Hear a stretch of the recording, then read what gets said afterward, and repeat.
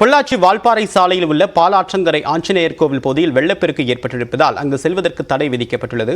விவரம் கொடுத்து இணைகிறார் செய்தியாளர் சக்திவேல். சக்திவேல், இந்த தடைக்கான காரணம் என்ன? தற்போது அந்த பகுதியில் கிராம மக்களுடைய போக்குவரத்து ஏதாவது பாதிக்கப்பட்டிருக்கா? தேவப்பிரியன், தமிழகத்தில் பல்வேறு பகுதிகளில் கடந்த சில நாட்களாகவே ஆங்காங்கே கனமழை பெய்து வருகிறது.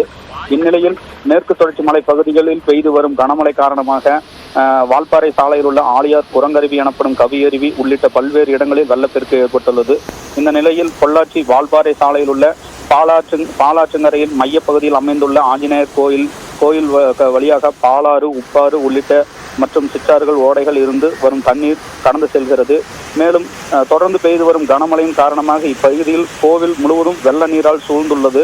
இதனால் பாலாற்றங்கரை ஆஞ்சநேயர் கோயிலை வெள்ளம் சூழ்ந்ததால் இதையடுத்து பக்தர்களுக்கு வழிபாடு செய்ய தடை விதிக்கப்பட்டுள்ளது.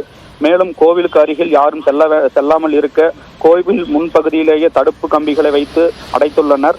மழை நீர் முழுவதுமாக வடிந்த பிறகு மழை இல்லை என்றால் மட்டுமே பக்தர்களுக்கு அனுமதி அளிக்கப்படும் எனவும் கோவில் நிர்வாகம் கூறி பாதுகாப்பு பணியில் ஈடுபட்டு வருகின்றார்.